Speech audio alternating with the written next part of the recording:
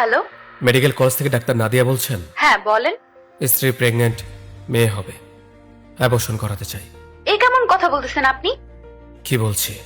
আচ্ছা, ছেলে লাগবে হয়তো আপনার। ছেলে না, মেয়ে লাগবে।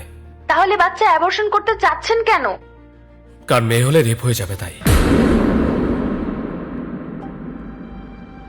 আমি চাই না আমার মেয়ে রেপ হোক। I am so sorry doctor, আমি জানি আপনার কাছে অনেক কল আসে। কেউ বলে যৌতুক দিতে পারবো না, কেউ বলে পড়াশোনার খরচ চালাতে পারবো না। এখনো কল আসবে ঠিকই, কিন্তু কারণ হবে আমি আমার বাচ্চাকে জন্ম দিব না, কারণ ও রেপ হয়ে যাবে। ঢাকাতে 1 বছরের বাচ্চা রেপ হয়েছে। 1 বছরের বাচ্চা হয় কতটুকু, কি বা বোঝে? এই ছোট বাচ্চা রেপ হয়েছে। আই এম সরি আপনার সময় নষ্ট করার জন্য, তবে সবাইকে জানাতে চাই এখন থেকে এটাই হতে থাকবে, আর না হয় এই নিয়মটাকে পাল্টে দেওয়া হোক। আমার বুঝে আসে না মানুষ এসব স্লোগানে খুশি কিভাবে হয়। মেয়েদের বাঁচান, মেয়েদের পড়ান। কেন কেন আমরা আগে থেকে এটা মাথায় ঢুকিয়ে দেই মেয়েরা দুর্বল, মেয়েরা লেখাপড়া জানে না, এদেরকে বাঁচাতে হবে।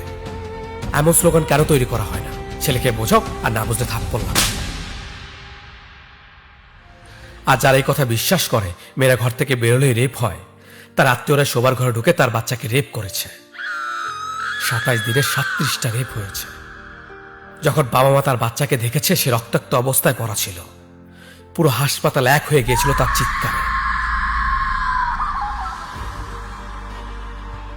আর হিন্দু মুসলিম আপনারা করতে থাকুন একে অপরকে গালাগালি আর হানাহানি।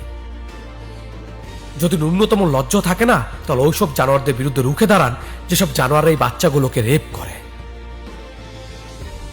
আর কাউকে এটা বলার প্রয়োজন নেই যে মেয়েরা কারোর চেয়ে কম নয়।